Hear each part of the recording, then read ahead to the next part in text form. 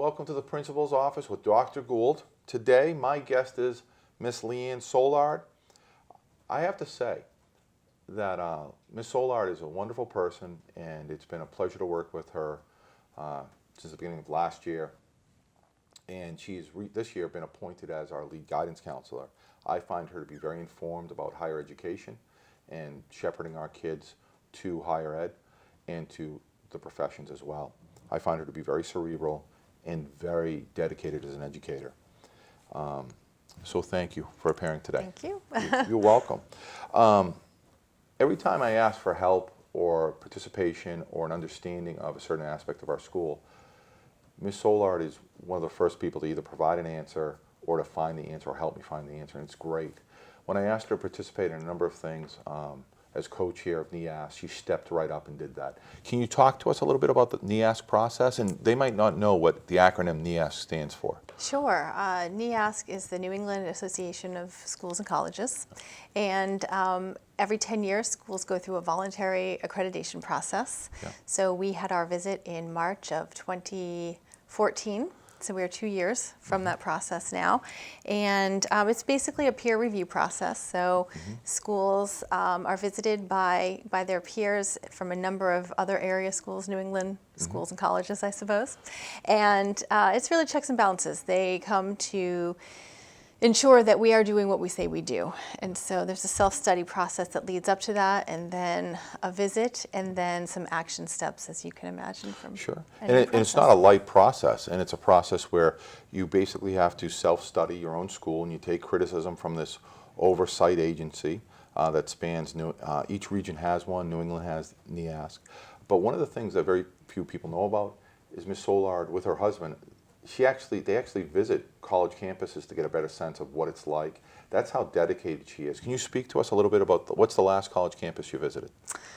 Oh, the last college campus I visited, I'm trying to think, there've been over 30 or 35 now. So the last group of schools we visited were actually in Albany, the Albany area, and I want to say that it was Rensselaer. Which is really very cool to hear that the lead guidance council has done this. There was a school you talked to me about and you thought was very good, Ione? Iona College, yeah, in New Rochelle, New York.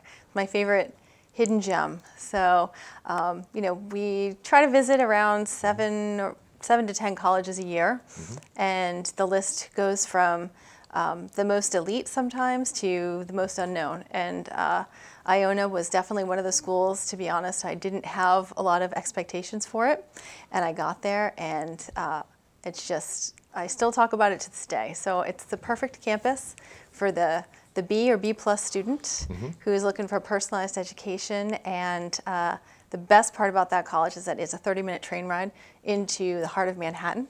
So those students at Iona are interning at the very same places as students from NYU and Columbia and a variety of schools from New York. See, that's pretty exciting. And it's also impressive when you find a lead guidance counselor who looks at colleges the same way a baseball enthusiast looks at baseball teams. And she's able to talk to you about batting averages or the equivalent of batting averages and ratings. And it's exciting. And I've learned so much from her. And that's what makes this job as principal so exciting for me, is that I get to learn. I continue to learn. And it's wonderful. So I thank you for that. Sure. We're off to North Carolina this year. So nice. What schools are you going to go to there? The list is still coming together, but we're hoping to see Duke, Chapel Hill, maybe Elon or High Point. So still coming together, but that's where we're headed. So. That's awesome.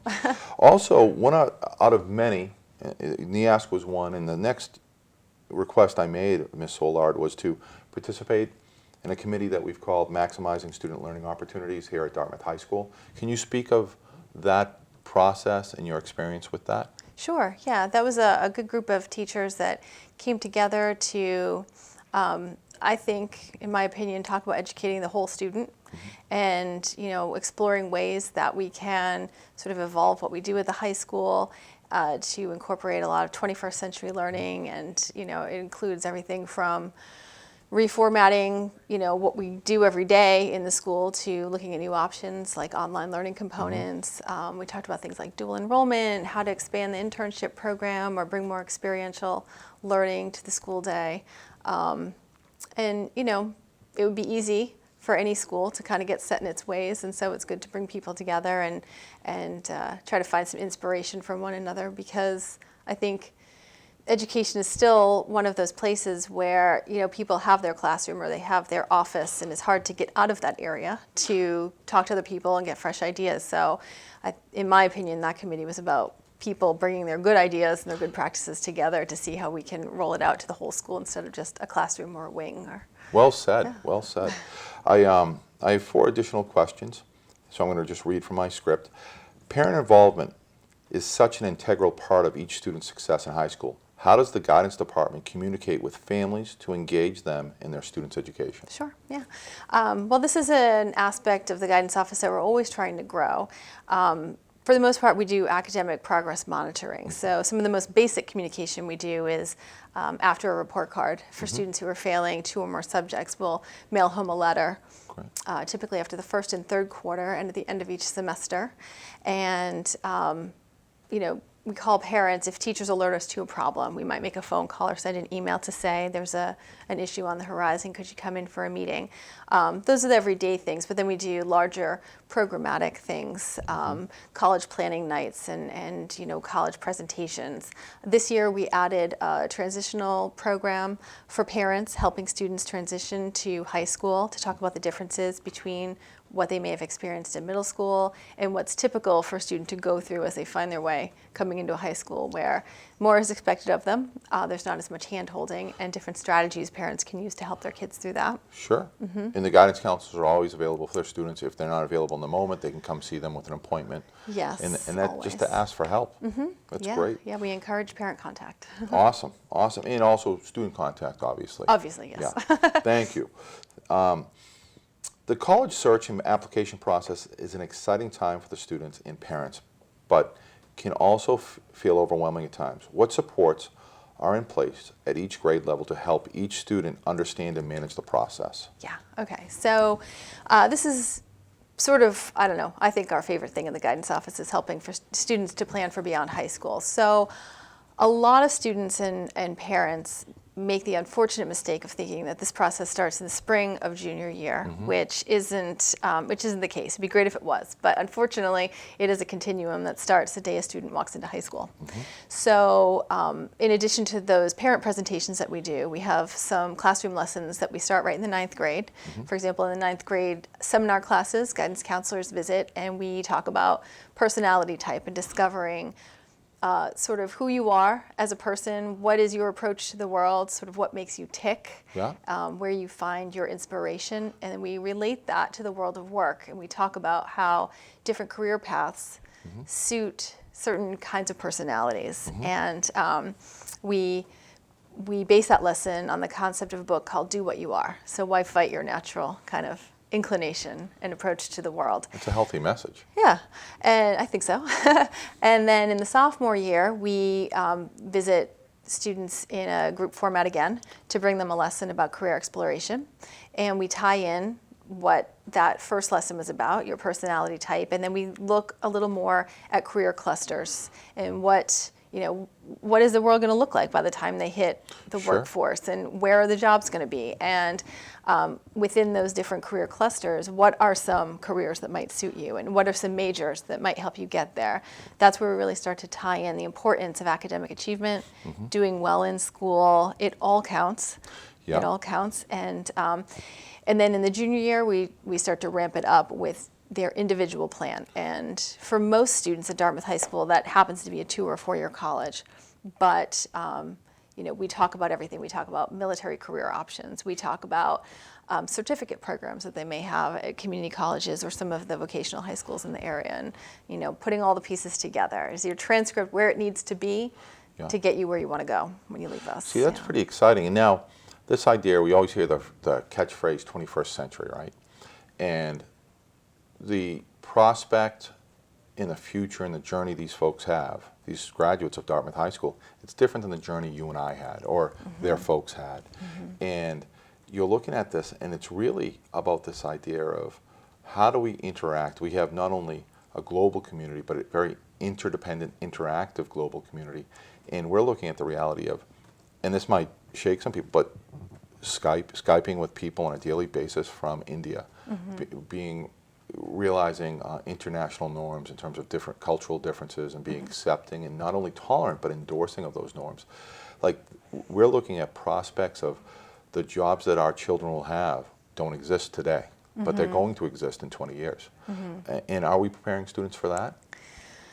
I hope so. I'd like to think that we are. I mean, I think that, education is certainly different than it was 20 years ago, and I think learning is more experiential certainly now than when we were in school. Yeah. And I mean, there's certainly a focus on those STEM fields, science, technology, engineering, and math. And I think that we are preparing students for a 21st century world. But it's not, you never quite get there. You're always working towards that goal and you move forward. I mean, that's really, we're constantly adjusting and reflecting as a school. Yeah. One of the things I think is really interesting is if you look at where most of the jobs in this country are going to come in the next, 20 years or so, they're actually going to come from the agricultural cluster, Talk to us about the manufacturing and agricultural cluster. And just, we don't unfortunately have the local economies that we used to have. So even when we're dealing with something like food and, it's not necessarily grown in our backyards anymore. And there's a whole logistical component of, how it's grown, but also how to get it to where it needs to go. And a lot of those things require advanced degrees now, that the knowledge of logistics to get things from one place to another. And so it requires a whole different skill set that, students aren't necessarily thinking that way, but they do need to have strong problem-solving skills, reasoning skills, communication skills. So it's still, there's certain fundamental skills that they're equipped with and will be equipped with, but we have to be able to identify the jobs and the career paths, and that's constantly changing. Yeah. That's what I hear. Pretty exciting. Yeah. I have the next question, which is, as the cost of higher education continues to rise, students and parents are understandably concerned about how they will pay for college. These rising costs have everyone asking how a student can earn merit scholarships, which do not need to be paid back after graduation. How do merit scholarships work, and how often are DHS students typically awarded this kind of free money? Okay. So merit scholarships are the big thing that everybody wants to know about. So if you don't know what merit scholarships are, they are typically awarded to incoming freshmen in college, and they're awarded at the time of admission. And basically it's a way for colleges and universities to reward hard work. Many, many, many of them are academic. So obviously the better you do in school, the more the higher a chance of you being awarded this kind of money. They can also, though, be awarded for a particular skill or talent that a school has. And so in most ways, it benefits the student to get that kind of free merit money. But in a lot of ways, it benefits the school as well, because if a student has a particular skill or talent that school needs or wants at that time, then they're also using it to entice students to attend there and not over here at this other school. That's very exciting, actually. Yeah, it's interesting. The best way to get merit money is to obviously do well in school, but what people sometimes don't realize is that merit scholarships are given out in a combination between a student's GPA and test scores. Okay. So I hate that we have to talk about test scores all that often, because what people may not know is that there are about 800 schools in the country that decided we don't even need test scores for admission. Yeah. But some of those 800 schools might still use these types of things to determine merit scholarships.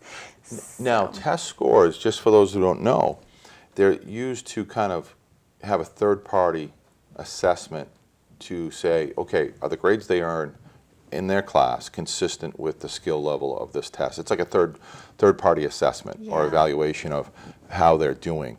And are those grades inflated? Are they on par? Would you agree with that? Yeah, I think it has been that way, although I think these days colleges are placing less and less emphasis on them from the admission standpoint. And the transcript is 100% the best indicator of potential for success in college. And so, it stands to reason, though, if you have a really strong transcript, you're probably going to have really strong test scores, too. So, so that's how merit scholarship money works for the most part. In terms of how Dartmouth High School students do with it, we do pretty well, actually. I'm always amazed at the types of scholarships that our students get. And another tip for students and parents out there is that sometimes if a school wants some geographic diversity, more merit scholarship Really? might come your way. So a school in Ohio maybe would love to have a student from the south coast Nice. of Massachusetts. So it might be something, if you've got the grades and the transcript, to I tell you, I have 2 children. It would be really hard to see them go far off, but I guess if that's what it takes, that's something you have to consider. Yeah, yeah. Well, one other thing about merit scholarships. So oftentimes they are given to incoming freshmen, but every student should check with the financial aid office at their school, because there often are scholarships reserved for upper class students at any college or university. So there may be an application process, but there are often merit scholarships that don't need to be paid back. That's great. Yeah. Thank you, Ms. Soulard. The last question. While approximately 95% of DHS students go on to enroll in a 2 or a 4-year college, there is still a small number of students who need a plan for after graduation. What supports does the guidance department have in place for students who choose not to attend college directly after high school? Sure. Well, for the most part, for those, 3.5 years or so, we're following, everybody's getting the same guidance in terms of knowing your personality type and how does that tie into the world of work. And then once we start to tailor the plan, that's when we start to kind of target certain aspects that might be of interest to the student. So for example, we have some students that come to high school knowing they want to go into the military. Yeah. So we talk to them about the ASVAB and, reaching out to a recruiter. We have some recruiters that pay occasional visits to the high school, which is great. So students have access to them.